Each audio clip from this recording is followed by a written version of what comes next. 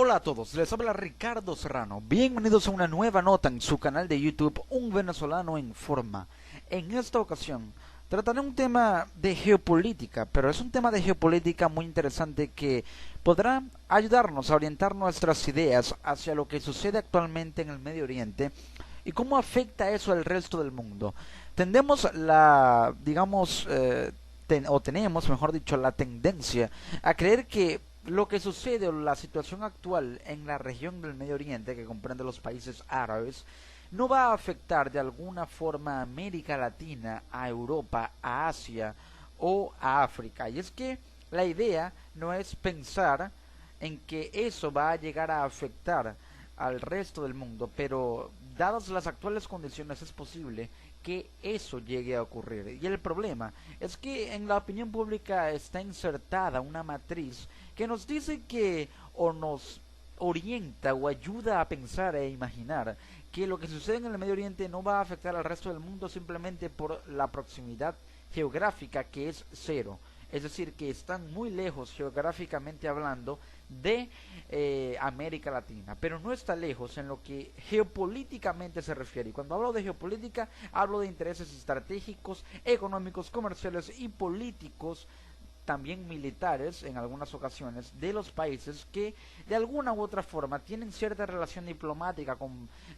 países o naciones de América Latina, pero no es tanto porque llegue a afectar las relaciones diplomáticas, sino porque llegue a afectar los mercados. Y los mercados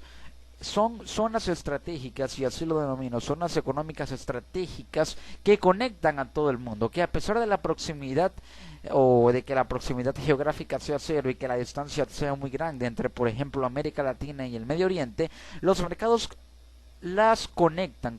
las naciones de cada uno de esos continentes, y es lo que permite que haya una relación, en este caso de índole económica, que si llega a ocurrir algo que afecte la estabilidad política y geopolítica de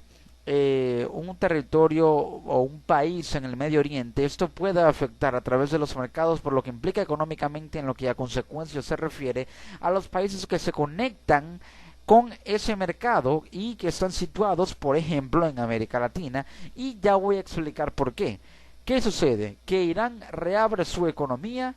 y parece que hay un panorama muy, digamos, peligroso o con poca certeza para Israel. Todos sabemos que Irán e Israel son países que mantienen unas relaciones que, digamos, son muy peligrosas. Pero no son relaciones diplomáticas, son relaciones de odio. Son países que se odian a muerte, y así está demostrado por tendencias ideológicas y cuestiones religiosas que han llegado a afectar las relaciones políticas entre ambas naciones. ¿Qué sucede? Que Irán ahora ha llegado a un acuerdo para el proyecto nuclear de ese país, para que no obtenga la bomba nuclear y que oriente su programa nuclear hacia fines pacíficos y humanitarios, si es posible. Esto es algo que a Israel no le gusta, algo a lo que Israel se opone, y de hecho el primer ministro de ese país, Benjamin Netanyahu, viajó a Estados Unidos hace unos meses para advertir no solamente a Estados Unidos y al resto del mundo que Irán es potencialmente peligroso y no puede llegar a un acuerdo nuclear, algo que, digamos, no llegó a servir porque el acuerdo se dio, y parece que a pesar de las garantías de Estados Unidos, Israel corre un peligro, por muy leve que sea, porque el interés de Irán ahora pasa por orientar y posicionar los mercados hacia su zona de influencia, y esto puede afectar a Israel, y voy a explicar por qué. Pero primero, en términos económicos, Irán reabre su economía, y reabre su economía porque el levantamiento de sanciones, que seguirá siendo escalonadamente por parte de Estados Unidos, hace que ahora Irán tenga libertad, que ahora pueda respirar, y al poder respirar económicamente significa que sus intercambios comerciales van a fluctuar de una manera más próspera y exitosa con sus países aliados, con sus países vecinos, lo que hace que, gracias a que Irán va a poder tener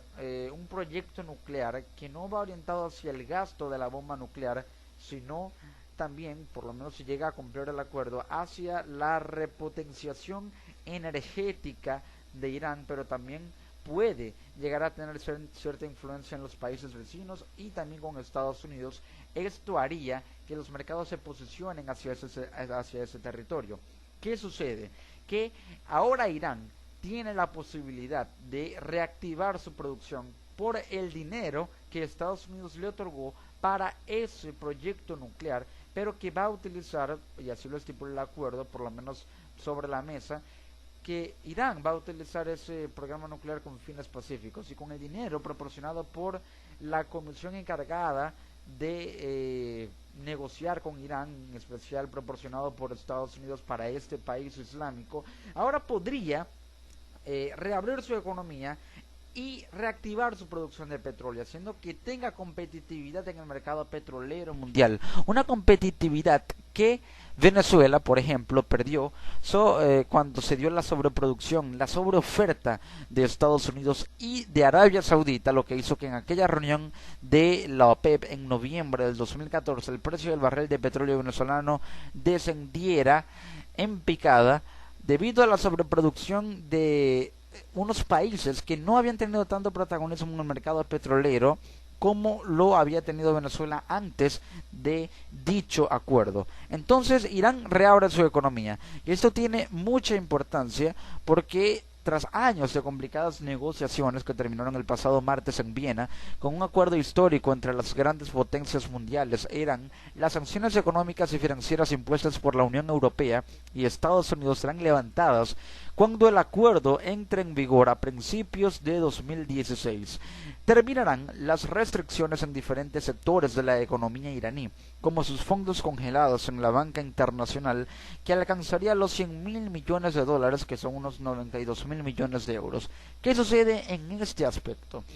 La economía iraní ahora va a tener un repunte, porque podrá utilizar esos fondos que mantenía congelado en la banca internacional que está dominada por Estados Unidos y también con aporte de la Reserva Federal estadounidense. Ahora esos fondos congelados que mantenía allí va a poder utilizarlos, y esos fondos congelados ahora va a descongelarlos y podrá utilizarlos para no solamente reformar su programa energético, sino para reactivar su producción de petróleo y de esta forma acordar una estrategia que haga que los ojos del mundo, cuando digo esto me refiero a los mercados del petróleo, se orienten y miren de una vez a Irán para que de esa forma tenga mayor influencia económica pero también geopolítica, y esto puede hacer que sus intereses políticos se vean potenciados por estos factores. Tras el acuerdo, Irán ha anunciado la voluntad de incrementar su producción de petróleo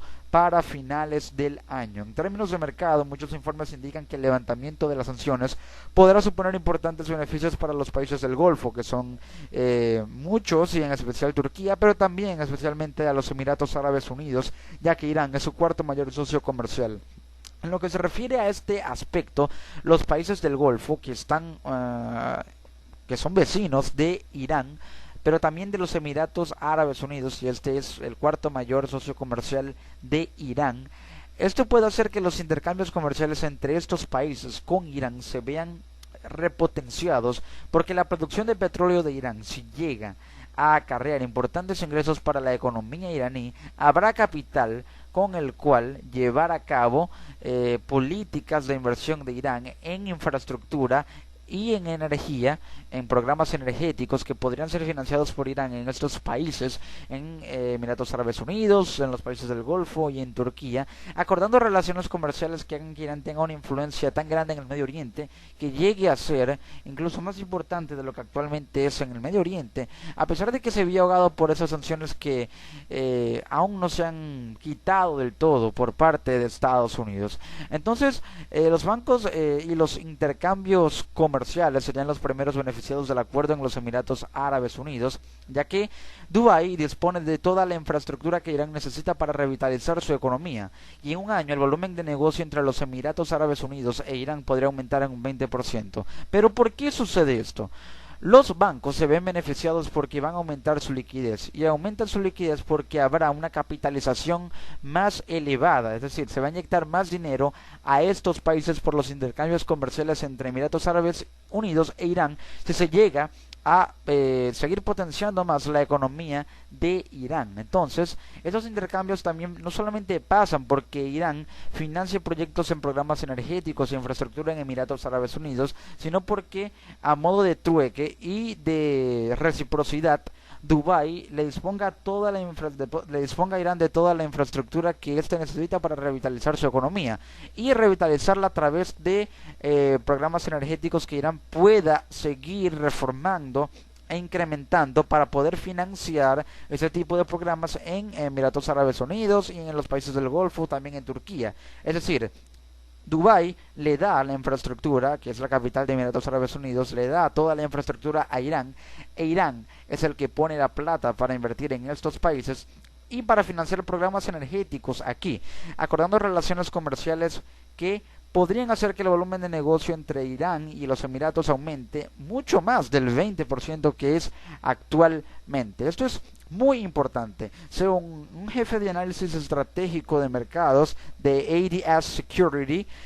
llamado Adur Eldin Al-Hamuri, dice que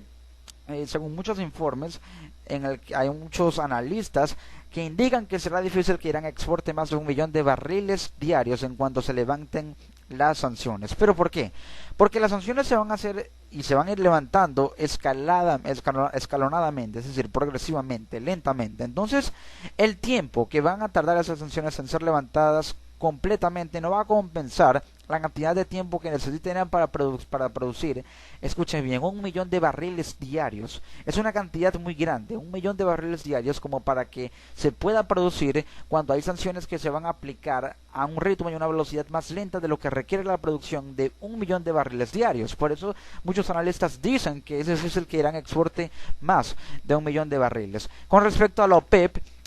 muchos preguntan cómo se va a gestionar la Organización de Países Exportadores de Petróleo bajo esta circunstancia. Este analista de mercado dijo lo siguiente, y cito textualmente: creemos que este año tuvieron éxito al estabilizar los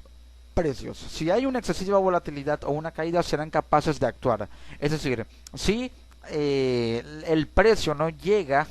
a mantenerse en el nivel de fluctuación correcto y llega a ser muy volátil tanto como para una alta, una sobreoferta o una baja,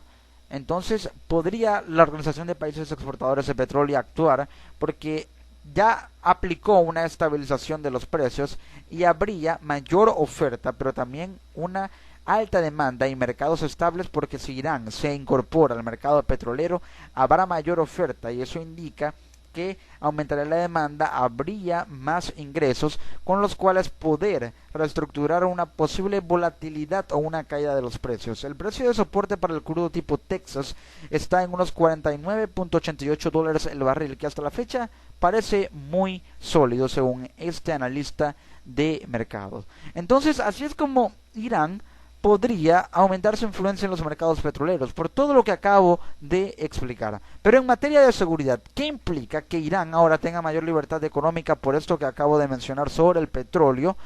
y que pueda afectar eso a Israel? ¿Qué pasa o qué pasará, mejor dicho, con Israel ahora que Irán tiene mayor libertad en el Medio Oriente? Israel no se resigna al acuerdo con Irán pese a las garantías de Estados Unidos. Así lo señala la agencia de noticias francesa AFP, diciendo en un artículo publicado el día 21 de julio que el secretario de Defensa de Estados Unidos, y esto fue una noticia muy importante ese día, quien es Ashton Carter, se reunió con Benjamin Netanyahu el martes en Jerusalén para intentar calmar las inquietudes de Israel. En Jerusalén, una ciudad muy importante de Israel, para calmar las inquietudes de este país, de Israel, sobre el acuerdo nuclear pactado con Irán, al que el primer ministro israelí se niega a resignarse. Los dos responsables se saludaron con un largo apretón de manos antes de comenzar las conversaciones, sin hacer ninguna declaración. Su encuentro tuvo lugar el último día de la visita de Carter a Israel, y esta es la primera etapa de una gira regional destinada a ofrecer garantías a los aliados de Estados Unidos en la región, muchos de ellos preocupados por el acuerdo nuclear. El secretario norteamericano de Defensa viajó luego a Jordania y el miércoles tenía previsto dirigirse a Arabia Saudita. Vemos cómo esto es una estrategia de Estados Unidos para mantener la calma en el Medio Oriente. Estados Unidos tiene mucha influencia en el Medio Oriente, es el país que tiene mayor influencia en la región y, curiosamente, geográficamente no forma parte de ella, pero tiene, o es el país que tiene más importancia e influencia en la región, geopolíticamente hablando, y hablo del Medio Oriente. Entonces, Estados Unidos está iniciando una gira a través de su secretario de Defensa, Ashton Carter, a lo largo de sus países aliados en el Medio Oriente como Jordania, Israel, Arabia Saudita, para mantener la calma y, ¿por qué no?, acordar medidas de seguridad que puedan contener la posible tendencia de Irán a una volatilidad en actividades estratégicas respaldadas por su potencial energético, es decir, que pueda utilizar su potencial energético para ahora, que tiene más libertad geopolítica y económica por este acuerdo nuclear, llegar a aprovecharse de ello para tratar de atacar a Israel, para ir en contra de los intereses de Arabia Saudita y dominar una nación que no tiene tanta importancia e influencia geopolítica en la región como Irán, como lo es Jordania. Entonces, Estados Unidos busca hacer que, coloquialmente hablando, a Irán no se le suban los humos a la cabeza, no se le suba el ego y pueda mantenerse quieto para evitar descontentos de los países aliados de Estados Unidos, que podría hacer que se genere una inestabilidad geopolítica en la región, porque si estos aliados de Estados Unidos llegan a estar descontentos por una reforma muy radical y reorientada hacia el guerrerismo de la política exterior iraní, por esta libertad económica que se le dio tras el acuerdo nuclear, entonces estos,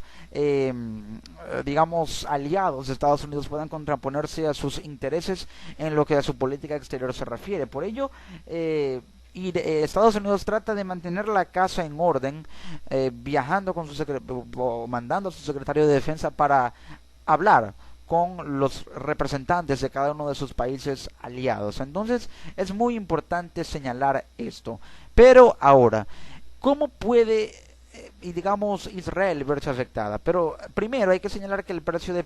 petróleo, y esto es una consecuencia muy importante, el precio del petróleo podría bajar porque la vuelta a la producción de Irán se uniría a la alta cotización del petróleo árabe y el estadounidense, lo que depreciaría el petróleo de otros barriles del mundo, como el petróleo venezolano aún más, haciendo que el mercado se posicione en el Medio Oriente y viéndose afectado a Israel porque ya los mercados se orientarían tanto a Irán que eso tendría mayor influencia geopolítica que Israel. Israel quedaría minimizado y con ello viene la pregunta de ¿qué pierde Israel con esto, con este acuerdo nuclear?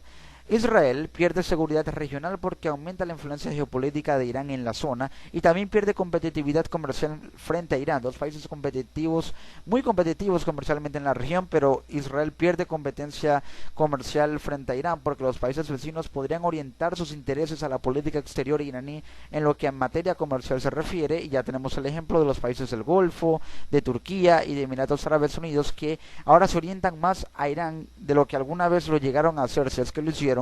con Israel. Así es como se ve afectado Israel en cuanto a sus intereses geopolíticos y comerciales, y por ello Benjamin Netanyahu y todo el país no se resignan a este acuerdo y buscará mantener su seguridad. Y no es de extrañar que en esa reunión que mantuvo Netanyahu con Ashton Carter hayan acordado medidas de seguridad para